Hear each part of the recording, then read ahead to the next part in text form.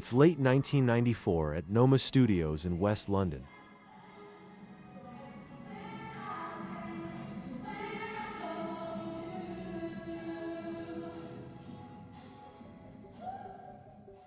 Producer and songwriter Richard Stannard, known affectionately as Biff and famed for his work with top boy band East 17, is there to meet Australian actor turned pop star Jason Donovan. We haven't got any decent songs, we haven't really got anything to work on. Hopefully this showcase will bring writers and bring new material our way and we'll have something solid. Before long, Stannard is accosted by Melanie Brown, a Leeds-born member of an aspiring girl group that is holding an important showcase event for producers in the same building as Donovan. Brown enthusiastically brings Stannard into their showcase room for him to see them perform, jumping on his back and making him laugh.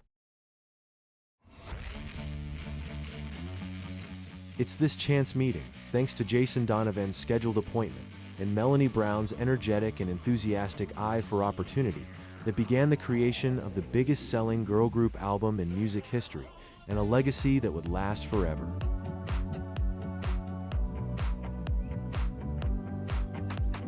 This is the story of Spice, the debut album that didn't just launch a group, but ignited a worldwide movement.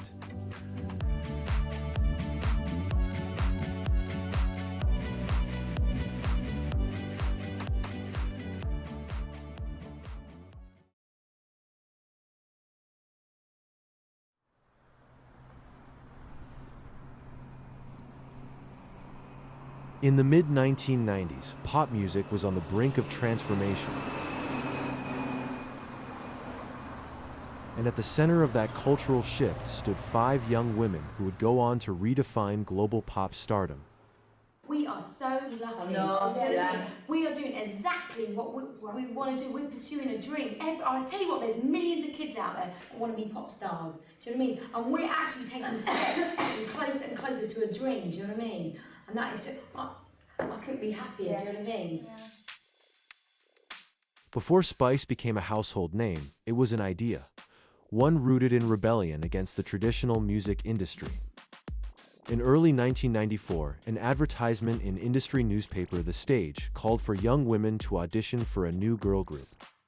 Out of hundreds, and following weeks of auditions, 5 were chosen: Melanie Brown, Victoria Adams, Geraldine Halliwell, Melanie Chisholm, and Michelle Stevenson.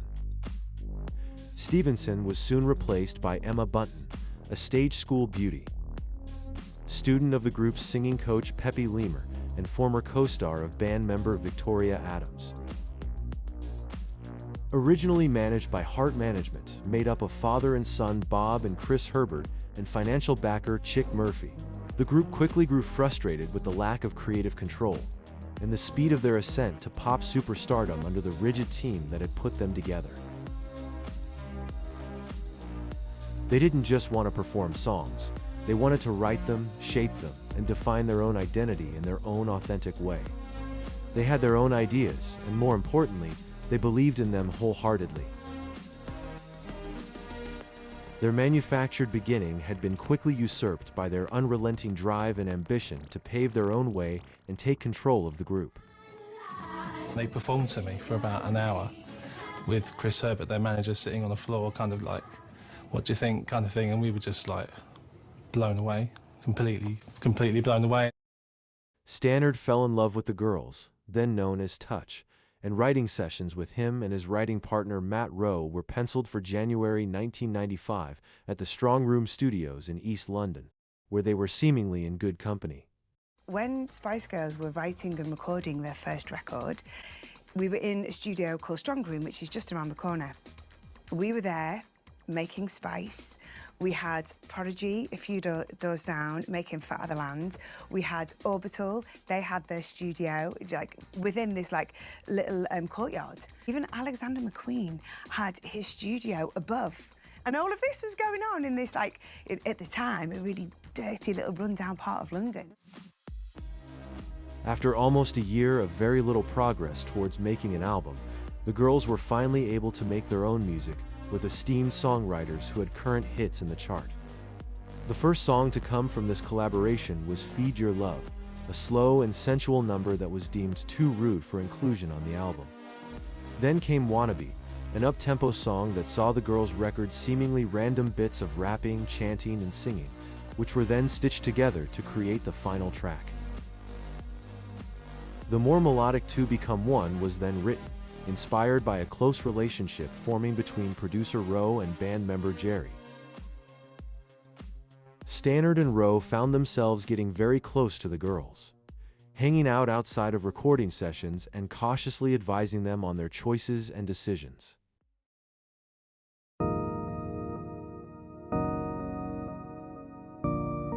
Soon the girls had decided to part ways with Heart Management, who had finally offered them a management contract to sign at the end of February. Since then, the girls kept stalling, asking for parts of the contract to be altered, buying themselves time. The next part of the story has several versions, with the details varying depending on which of the Spice Girls' autobiographies you believe. But all versions considered, here's the general story of what unfolded.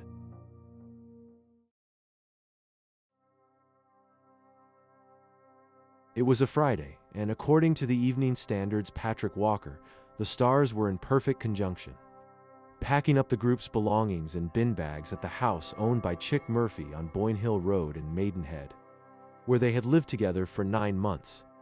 Jerry and the Melanies planned their escape. The only problem was they had been booked by their managers for songwriting sessions with Eliot Kennedy in Sheffield the following week, and they also needed their demo tape. Taking matters into their own hands, they instructed Emma and Victoria, who now would be staying with their families in London, to collect some of their items from a studio in Woking, whilst the plotting three headed to the management's office in Maidenhead. As the Mells distracted Chris and Bob, Jerry managed to obtain their demo tape, putting it down her knickers in case the Herberts gave chase. It was Spice Girls at their very best, taking control, making fearless decisions, and not looking back.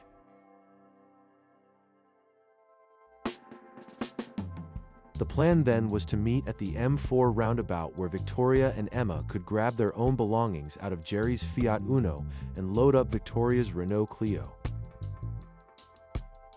Jerry, being Jerry, had literally parked on the roundabout. Yes, the grass bit in the middle, emerging from her car and waving the demo tape in the air when the others arrived. Whilst Mel C visited friends in Sidcup and Emma and Victoria headed to their family homes, Jerry and Mel B made their way to the north of England, whilst attempting to track down this rider's whereabouts in Sheffield. But without the Herberts contacts book that had Kennedy's details, they only had the standard British phone book to find him, which meant calling various E. Kennedys and recording studios around Sheffield until they found someone that could help.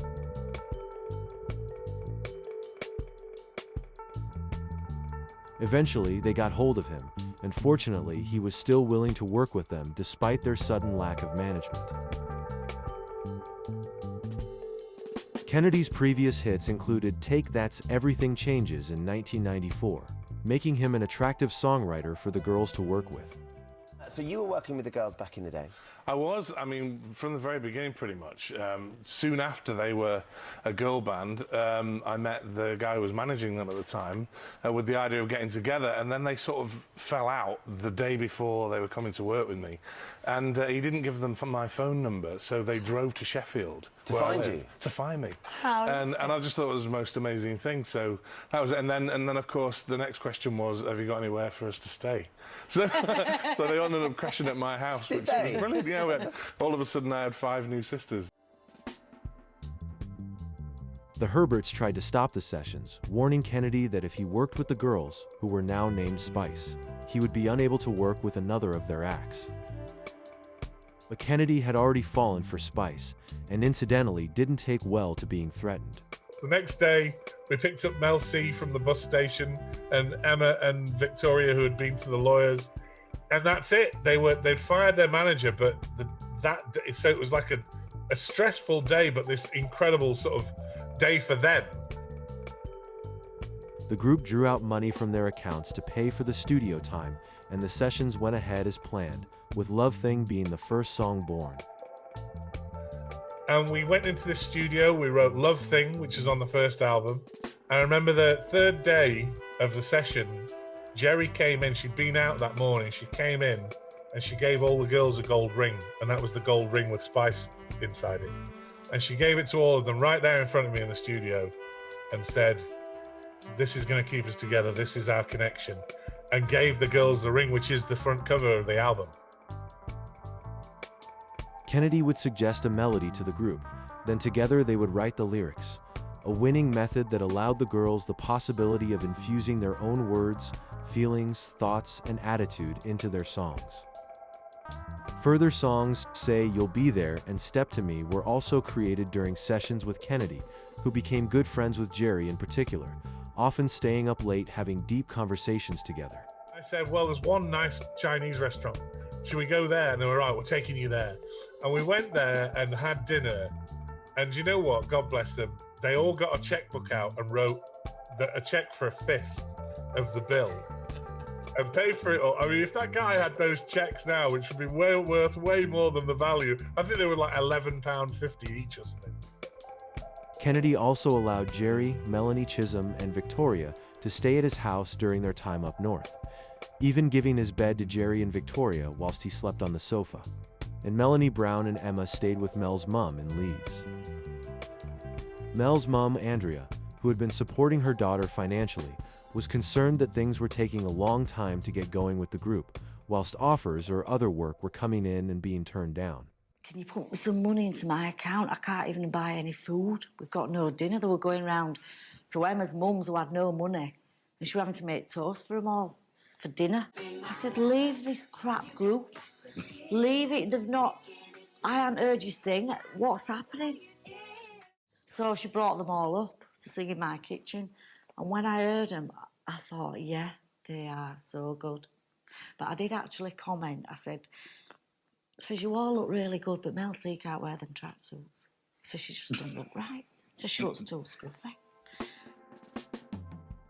In May, the group were introduced to the production duo Watkins and Wilson, better known as Absolute, at their studio in London. Marc Fox, a music publisher who had been at Spice's showcase back in late '94, now played a role in Absolute's management and insisted that they meet these girls. They replayed the group's recordings, which they disliked, except for Feed Your Love, which finally gave Absolute enough belief to work with them. The first two sessions at their studio on Tagg's Island near Chertsey were disappointing, with Absolute and Spice failing to make the collaboration work musically. But in the third session, something magical occurred. With no pre-prepared ideas or backing tracks from Absolute, a disco track emerged which went on to become Who Do You Think You Are? Absolute realized that the girls had their own ideas which, when harnessed well, could produce something worthwhile. Following their success in crafting this disco song, Spice went on to create the R&B tinged tracks Something Kinda Funny, Last Time Lover, and Naked, totaling 4 sophisticated and soulful tracks for the album. Absolute also produced the Eliot Kennedy tracks Love Thing, Say You'll Be There, and Step to Me. The Absolute produced songs were finally recorded at Olympic Studios in Barnes, London, with Absolute pushing the girls hard to get the required vocal performances. These were the days before auto-tune, so vocals had to be perfect as very little could be done afterwards to tweak them. Another aspect of the songwriting process was parody. Spice had agreed amongst themselves to split songwriting credits 5 equal ways, which avoided arguments over who wrote how much on each song. Matt Rowe remembered how Mel B came up with the concept for Mama and how Jerry was great with lyrics. Another decision made was to split the credits 50-50 with whichever writer-producers they made records with, which is testament to how cutting-edge they were. It set standards for future acts and encouraged more pop stars to have a strong hand in the writing process and share royalties in an equal and fair way. It really was a collaboration in the truest sense, and meant they managed to avoid any tricky situations regarding royalties in the future. Spice eventually wrote approximately 30 songs to pick from for their debut album. most of which had been at least recorded as demos and several mastered. But releasing the music and taking things to the next checkpoint meant obtaining management once again.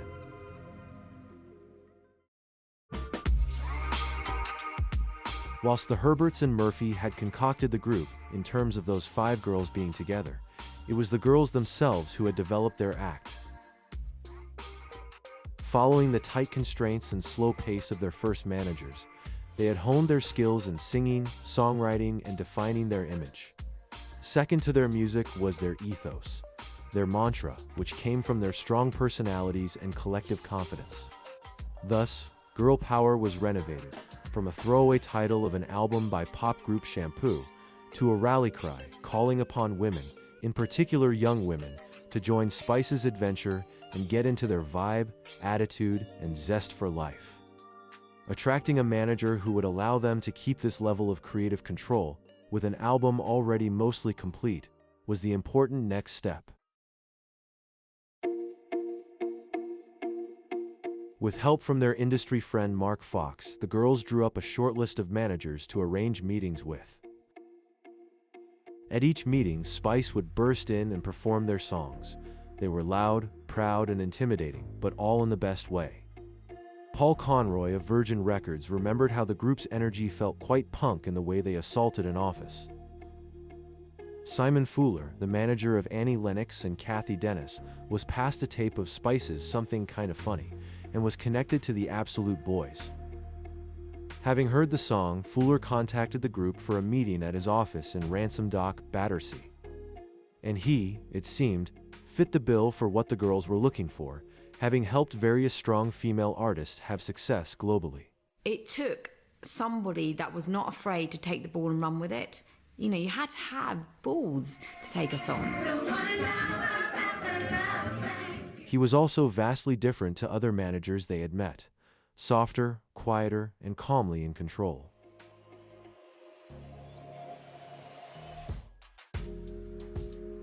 Following that meeting in May 1995, Fuller became the group's new manager. Just 2 months later, on the 13th of July, Spice signed a 5-album deal with Virgin Records after a fierce battle between labels to win the group. Virgin had succeeded in wooing Spice for various reasons. They had been cool and edgy, but were now keen to move into the pop market and had no other acts remotely similar, so no one to compete with.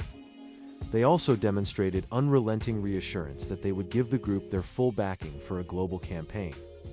Before signing, the label had even taken the girls on a trip to the US where they met the heads of Virgin Records America. The day of the signing with Virgin, rival company London Records threw a boat party on the Thames in a last-minute attempt to tempt the girls away from Virgin.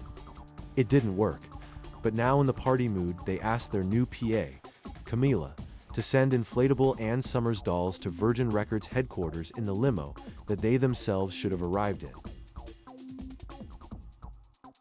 It was a prank to cause the label some last-minute panic about signing the deal, but the real girls did show up and sign the deal soon after, and the dolls ended up in the canal behind Virgin's offices.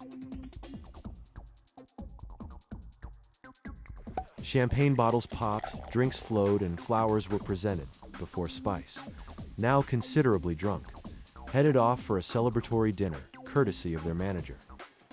In the cab on the way to Kensington Place restaurant, a favorite of Princess Diana, a celebratory flower fight erupted.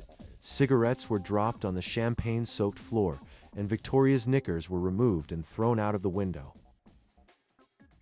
That night, all 5 members of the band made their way back to Cypress Road in Finchley, to a flat that Emma's mum had found near to her own home, where Jerry and the 2 Mels were now living. Victoria, being extremely drunk, was put to bed, whilst the other 4 had a fight with the bouquets of flowers and listened to music such as Girls and Boys by Blur. Mel C's choice.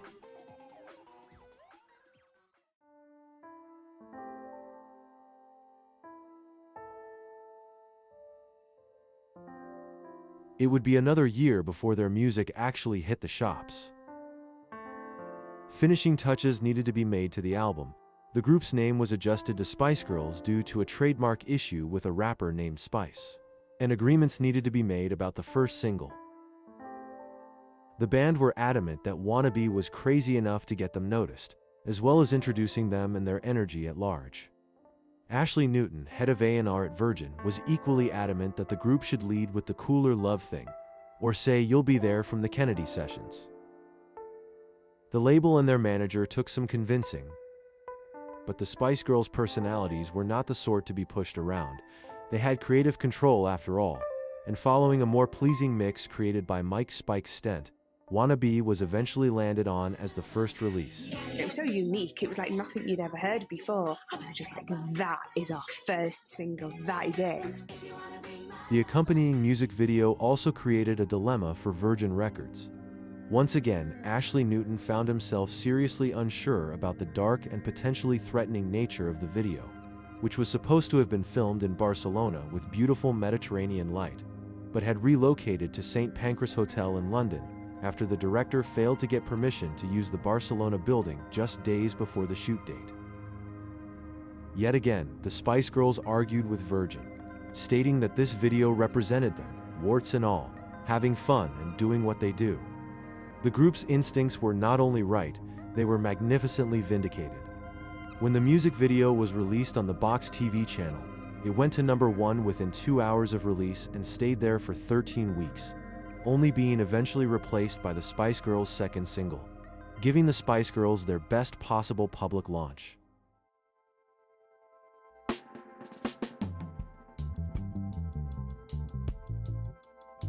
Unusually, Simon Fuller encouraged the group to test the waters with their first single and album in Japan before anywhere else. They liked doing things differently, and success out there helped build global hype. Following a promotional trip over there, Wannabe reached #1, and the girls returned to Japan for more promotion, when the single also topped the UK chart. Hi, we're the Spice Girls! And you can see our new single, Wannabe, direct from Japan, later on Top of the Pops! Wannabe had entered the UK chart at #3 a week earlier, but rose to #1 the next week, where it remained for a record-breaking 7 weeks.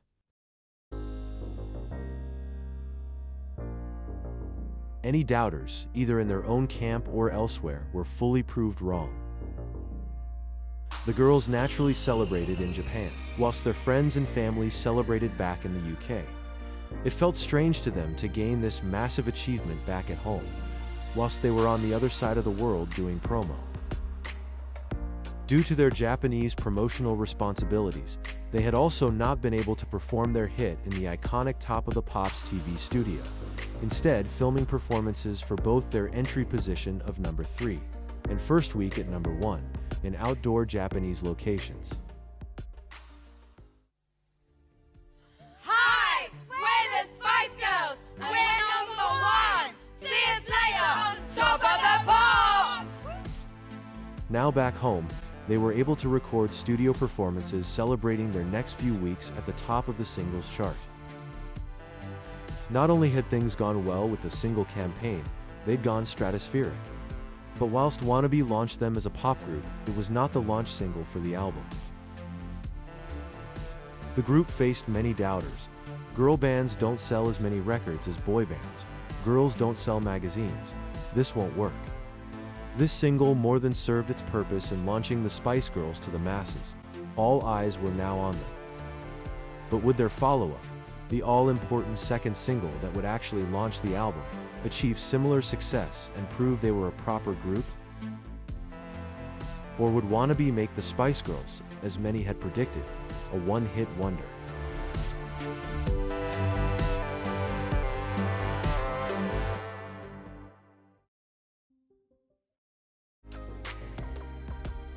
If you'd like to support me so I can continue to make content like this, please like this video and subscribe to my channel if you haven't already. It's totally free and genuinely helps me continue. Thank you.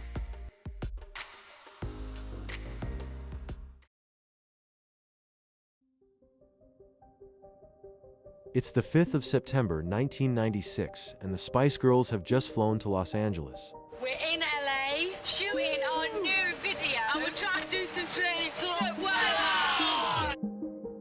Following a morning session of kung fu training by some Shaolin monks in preparation for their superhero-themed desert video shoot, they are now on Venice Beach.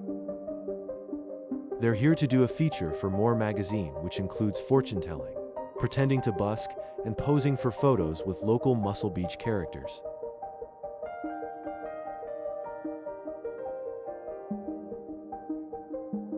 Next up, posing in Baywatch-style shots for a skit inside their upcoming official magazine and an exclusive photo set for British tabloid The Sun, the whole shoot overseen by their manager, Simon Fuller.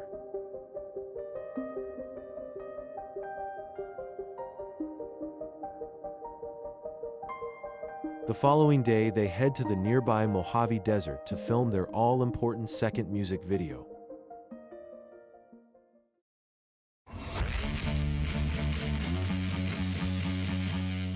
But what will the album deliver? Can the group continue their huge success that began with the record-breaking Wannabe? This is the story of Spice, the generation-defining debut album by the Spice Girls.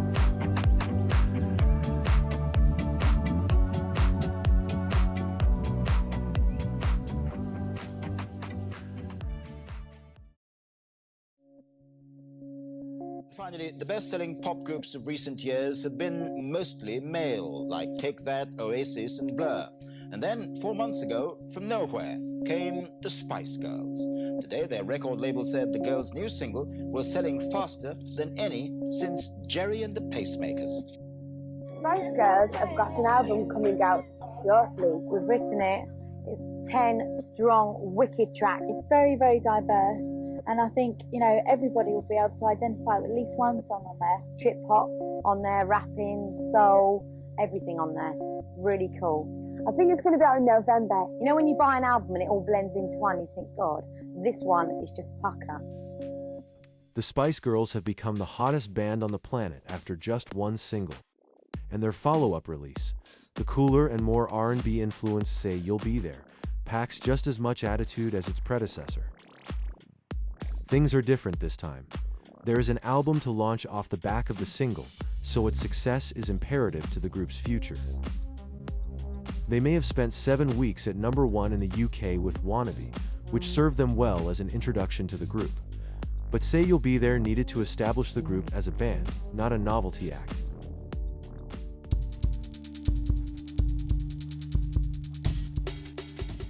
Thanks to Wannabe's unimaginable success, Virgin Records were confident about investing in a more stylish and expensive music video for Say You'll Be There.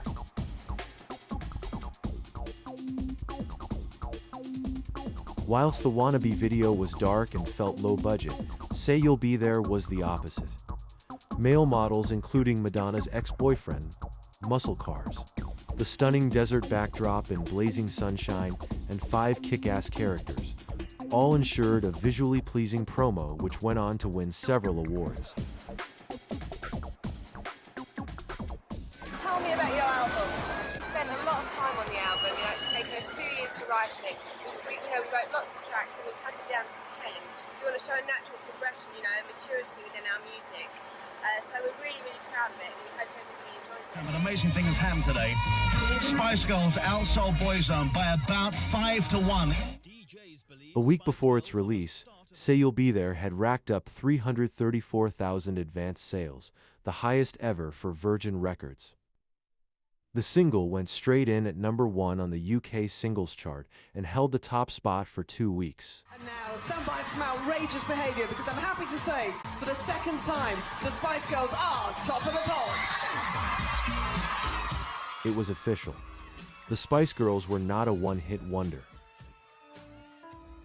A clever invitation for Spice fans to join their movement and be an official member of their fan club, which appeared on promo materials for their first 2 singles, meant a captive audience when it came to promoting future releases. In the same way fans can follow their idol on social media today, members of this fan club, which effectively was more of a mailing list, were sent promotional postcards and newsletters promoting their singles, albums, official magazine, and first tour. With recruits ready to buy their album and promotions stepping up a notch, the time had come to release Spice to the world.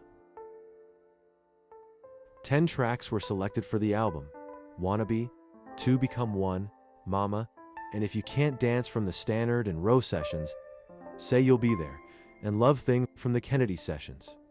And Last Time Lover, Who Do You Think You Are, Something Kinda Funny, and Naked from the Absolute sessions. The girls wrote their songs based on personal experiences, which undoubtedly made them honest and meaningful. This authenticity was recognized by their growing fan base as genuine and real, and strengthened that fan-artist connection. This was a far cry from the many pop songs of the time that felt predictably manufactured, in particular those by certain boy bands which placed sales and chart positions ahead of writing something that had soul. Spice songs were fun pop that could be danced to, while simultaneously being meaningful, truthful, and containing a deeper meaning.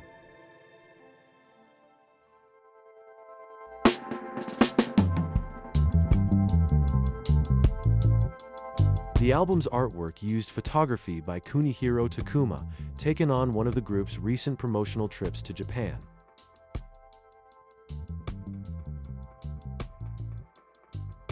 The cover design came from the talents at Michael Nash Associates, who worked closely with the girls to honor their ideas. Each Spice Girl would appear in a letter of the word, Spice. The lettering itself was bold with vibrant colored backgrounds and a three-dimensional feel, lifting the letters gently off the white background. The addition of the Spice ring, bought by Jerry for the girls during their early Eliot Kennedy recording sessions, perfectly sets the simple but effective cover as complete. It already screamed iconic from its artwork design. The writing, you could say, was already on the wall, or on the album cover. This is the Spice Girls logo, which hasn't changed, and this was the artwork for our first album. Oh, gosh, I remember the shoot actually. The pictures of us in the back was in a shoot in Japan.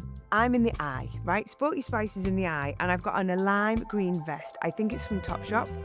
But if we just go back a page, in the Wannabe video, Melby has a lime green vest on. It's the same one. I actually borrowed Melby's vest that day. How funny is that? That's a good little Easter egg, isn't it? That's a good pub quiz question. I remember that shoot so well. I think I'd even done my own hair that day. Spice, the album, was originally released on the 19th of September 1996 in Japan, where it featured a different cover, which was a blue version of the Spice ring, before getting a European release on the 4th of November. It was available on CD, cassette, and vinyl, and promotional material for the record stated, "This vibe is contagious. Feel it, catch it."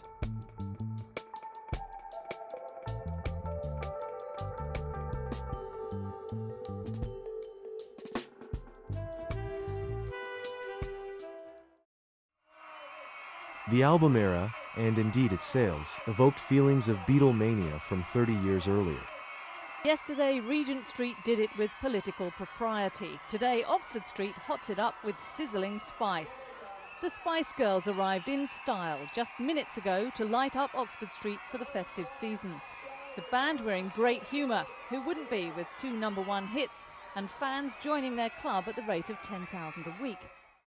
As the group arrived to turn on the famous Oxford Street Christmas lights in London in early November, they experienced their new fanbase up close for the first time.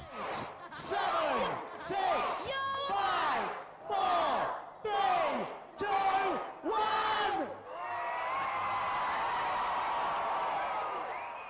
Running up to the crowd, they had returned from months of promotion around the world to an extremely warm welcome back in London. Just 2 singles in, and with their album freshly on store shelves, the reception was more than a pleasant surprise for the band. But that evening wasn't just an opportunity to turn on the Christmas lights on London's most famous street. Following this huge event, they headed to the river for a Spice album launch party thrown by Virgin Records at the famous Oxo Tower. They were informed via the midweek charts that their album was heading for #1, giving extra reasons to celebrate. The girls were then awarded framed discs for sales of their first 2 singles, and a £65,000 firework display brought Thames River traffic to a halt as the group looked out excitedly. 5, 4, 3, 2, 1.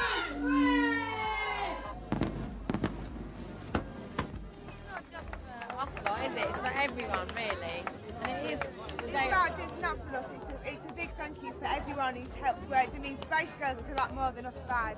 Do you know what I mean? And there's so many people who've worked hard to put us where we are, and it's just a big thank you. In the UK, the album entered the chart at number 1, selling 114,000 copies in its first week and outselling the other top 5, 4-1.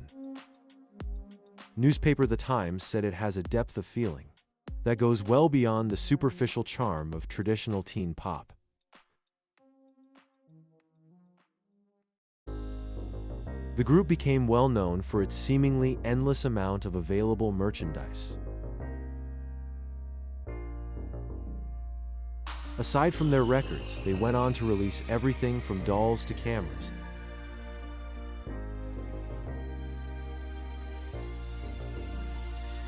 But in 1996, they started their merchandising with a humble range of 15 products, available via the merchandise order form included in the album itself, and Virgin Megastores.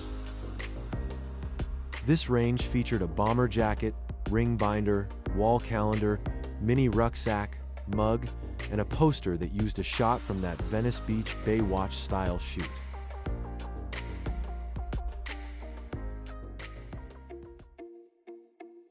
The group's schedule intensified in the run-up to Christmas.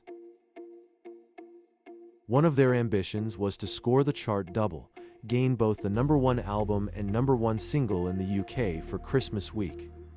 The band's ascension to superstar status was well underway, and securing this would really establish them as one of the biggest pop acts in history. Before that, however, they needed to formally introduce themselves to North America, the final major territory for them to conquer. With Wannabe being released stateside in January and the album following in February, November 1996 was their opportunity to start things moving. Following a quick trip to Paris where they shot a feature for the French edition of Elle magazine and a cover shoot for the Smash Hits Poll Winners Party issue, they headed to New York for the first time.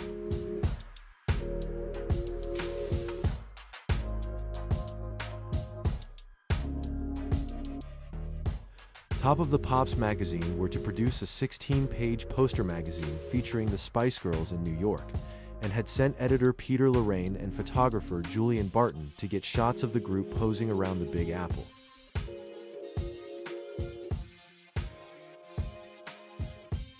Joe Dyer was also on hand to film the group for their upcoming official home video Spice, the official video Volume 1.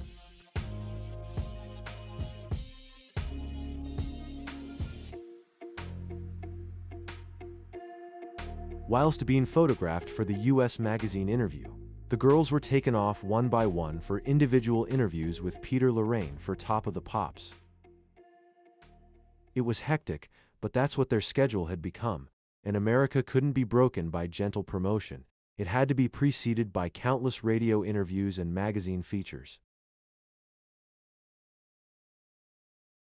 By this point, the Spice Girls had proven themselves in the printed media. After encountering resistance from magazines to feature the girls on their covers in the first couple of months, Smash Hits and Time Out magazines had since taken the bold steps of being the first to do so, giving the group added exposure during the album and Say You'll Be There single campaign in October. Their biggest magazine achievement of 1996 came on the 23rd of November, however, with respected music newsprint magazine NME dedicating their cover to the group. Spice Girls. The ultimate rock and roll interview was a genius move and a huge accolade for them. It separated them from the other pop acts of the time and acknowledged their importance in the music business, despite what may have been some judgment from its regular readers. The Spice Girls were crossing boundaries and pushing things beyond what pop acts usually did. They were also working incredibly long days, slotting the NME photo shoot in their dinner break, along with a promo video for MTV, during the filming of the next music video. In December, they would push boundaries even further, invading areas of mainstream culture that other pop stars would fear to tread. In an interview with the political magazine The Spectator, the writer Sebag Montefiore painted the group as Tories, the right-of-centre political party in the UK. We are desperately worried about the slide to a single currency. The Euro bureaucrats are destroying our national identity. No, not another parliamentary speech from a Eurosceptic MP, but the views of the Spice Girls, the hugely successful girls group, in an interview with The Spectator magazine. Jerry announced that Margaret Thatcher was the original Spice Girl, and suddenly the group were propelled into the news like never before. The quintet give their views on just about everything, sex, class, but mostly politics. Margaret Thatcher was the first Spice Girl, they say, the pioneer of our ideology, girl power. But it's Europe the band get most exercised about. The whole European federal plan is ridiculous, they say. We're patriotic, the single currency is an outrage. So, naive rantings or relevant debate? With all parties desperate to harness young voters, the politicians aren't lining up to shoot down the band, despite them describing John Major as boring and Tony Blair as a marketing man.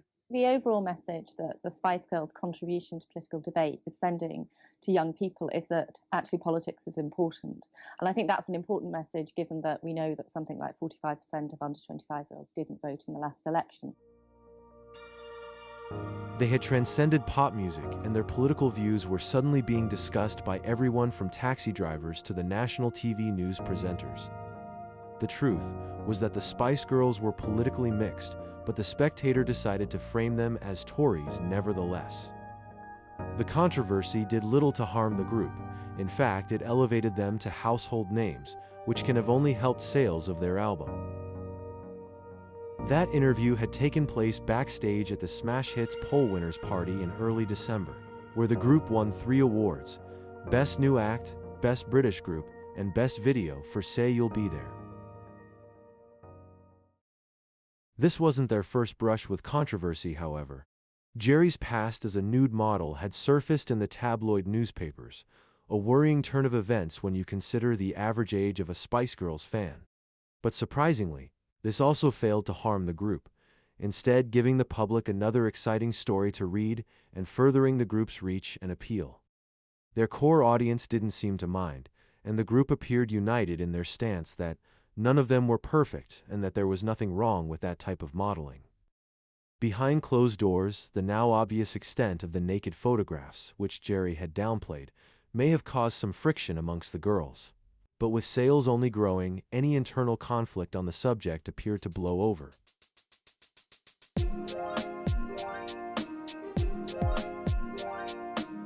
With magazines now queuing up to get the Spice Girls on their covers, the group took advantage and timed their cover features to hit the shelves around the time of their Christmas single.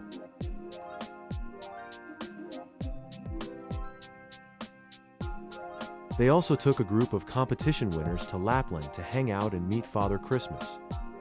Exclusive Lapland photos, including this one featured on the Sun's exclusive poster, were sent to the British tabloid in an effort to keep them happy, while simultaneously promoting the girls reaching #1 again. Rightly or wrongly, the Controversies' huge promotional campaign and choice of single meant the group achieved both #1 chart positions for their album and single at Christmas, just as they had intended. After a busy 6 months, the group were finally afforded a 2-week break, which they used to relax at exotic locations, before returning to work in January to a photo shoot for cool fashion and culture magazine The Face. The final stage of the album campaign would soon begin, as promotion over the next couple of months would lead to the release of the album's 4th single, a double A-side consisting of the tracks Mama and Who Do You Think You Are. They were also invited to perform as the opening act at that year's prestigious music industry awards, the Brits. Plus, the group would finally get their all-important American launch. Success in the USA was typically near impossible for British pop acts, with British giants Take That and Oasis both failing to make it big stateside. For the Spice Girls, however, their hard work had paid off. Wannabe entered the Billboard chart at number 11, the highest chart debut by a British act. The video for Mama was shot first in a studio in West London close to Heathrow, originally planned as a game show concept. The final edit showed a studio performance of the song in front of an audience along with other clips, including young child actors playing the Spice Girls and the real Spice Mums holding photos of their famous daughters. What should have been a joyous day filming a family-oriented music video didn't go without drama. By January 1997, the British tabloid press had become fixated on the Spice Girls, as running a sensational or exclusive story on them sold more copies of the newspapers. The girls themselves had done deals with the press to maintain a level of exposure, which in turn helped the sales of their records, but it came at quite a cost. Countless personal stories were sold to newspapers by the girls' ex-boyfriends. Reporters and paparazzi photographers would stalk the girls, their families, and their friends. The dark side of this level of fame was starting to take its toll. One newspaper had discovered a family secret about Melanie C's father. Her father had had a baby with another woman following the split from Melanie's mother, but this child had been kept a secret from Melanie. The newspaper threatened to print the story and thereby alerting Melanie to this news if her father didn't tell her himself first. It was a mean trick and sadly quite typical of the British newspapers in the 90s. Having heard the news from her father, Melanie took a short break from filming before continuing. A true professional doing her best on a difficult day.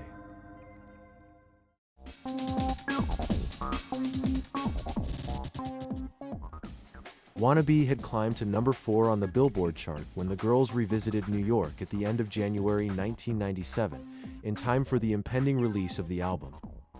The girls did a flurry of promotional activities in the US, and both Wannabe and Spice were expected to reach the number 1 spot in the coming weeks. On the 11th of February, back in the UK, the group filmed the music video for Who Do You Think You Are at a theater in Wilston. Whilst Mama would appeal to the Mother's Day market, its sister track Who Do You Think You Are was used as the charity record for that year's Comic Relief event. Teaming up with Comic Relief and their Red Nose Day festivities was the latest cunning plan to ensure maximum success. The royalties, which the group happily missed out on to help the charity, was a small price to pay for gaining a 4th number 1 single in a row. To help make the video funny, Spice Girls tribute act The Sugar Lumps, consisting of comedian duo French and Saunders, Llewellyn Gideon, Kathy Burke, and Lulu, was created to mimic the Spice Girls and have a lot of fun together. Being the Spice Girls, the 2-day video shoot naturally included a host of other duties, as well as a Red Nose Day themed photo shoot for Top of the Pops magazine. The group also posed for publicity images which were used to celebrate gaining number 1 albums in both the USA and the UK at the same time, like this one that was eventually used on a Smash Hits magazine collectible print. Wannabe had also, as predicted, finally reached number 1 in America. Now that all-important territory for global success had succumbed to Spice Mania, and the Spice Girls had broken a string of records in the process. As Spice continued to sell ridiculously well worldwide, the group returned to the UK after further weeks of promotional trips. We all want to be their lover. We're more than happy to be their friend. Then get with their friends. They are, of course, Ginger, Sporty, Scary, Baby, and Posh, the all-conquering Spice Girls! The 24th of February 1997 remains the most iconic moment in Spice Girls history. The group opened the Brit Awards, the UK's prestigious music ceremony, with an electrifying performance of Wannabe and Who Do You Think You Are. It was momentous for several reasons, but their recent success in America played a big role. Returning to a British stage, having conquered the world, felt like the perfect ending to one of the most successful album campaigns in pop history. It was also the moment that Jerry's famous Union Jack dress was unleashed on the world, becoming the group's most recognized image and an icon of their incredible first year. They also took home 2 awards that night, Best British Single for Wannabe, and Best Music Video for Say You'll Be There. Absolutely gobsmacked, but now we know that pop is back! Britain's new pop queens had been crowned.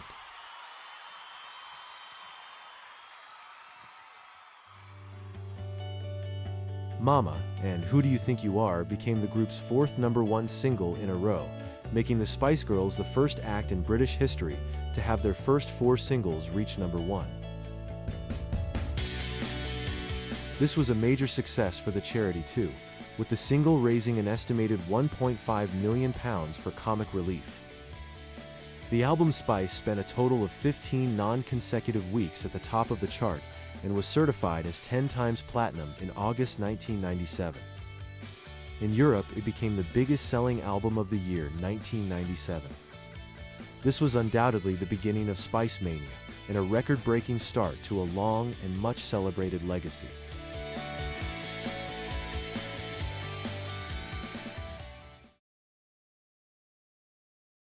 Globally, Spice has shifted an estimated 25 million copies and reached #1 in 19 countries. Its legacy is celebrated both musically and stylistically. It forms the core of the group's nostalgia, being both their biggest-selling and most influential album, as well as providing iconic and instantly recognizable artwork and design rules that have graced countless official Spice Girls products. This began in 1996 with their first mini capsule collection, then continued in 1997 with the release of the group's first media spin-off products, a home video containing their music videos and behind-the-scenes footage, and their Girl Power book, both of which used the iconic album logo and Spice ring.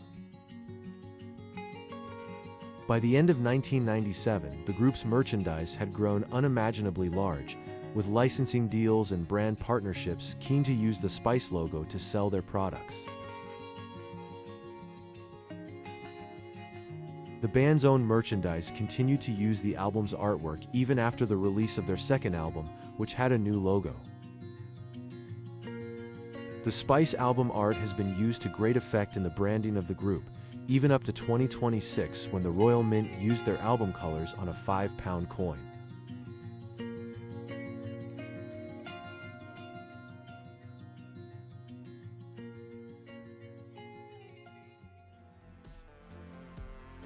Back in 2021, to mark the album's 25th anniversary, it was re-released in an expanded form.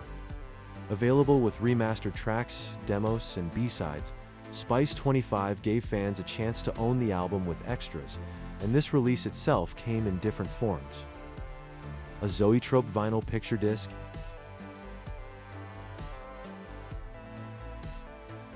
individual vinyl covers,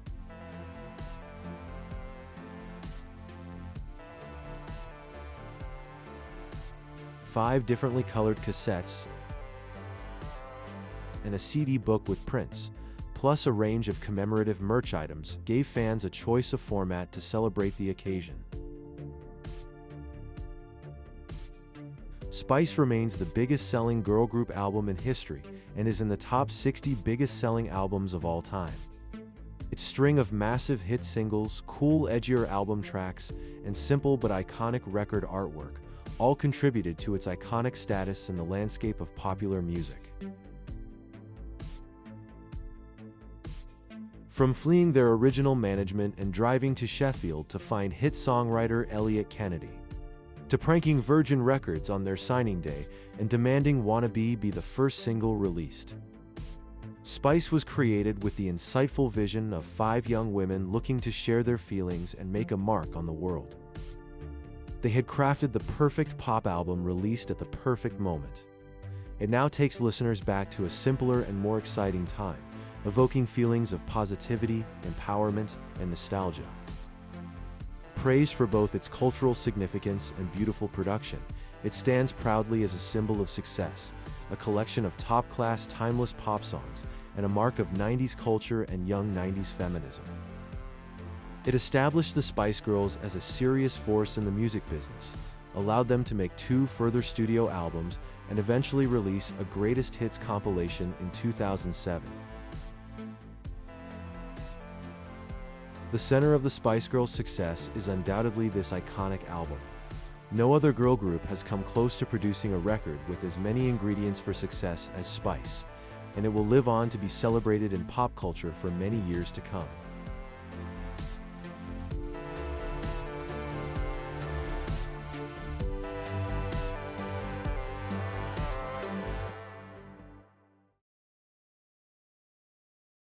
My channel celebrates all things Spice Girls. So check out my catalog of videos that are ready for you to enjoy. Subscribe to my channel for updates, and I'll see you in the next video. Stay spicy.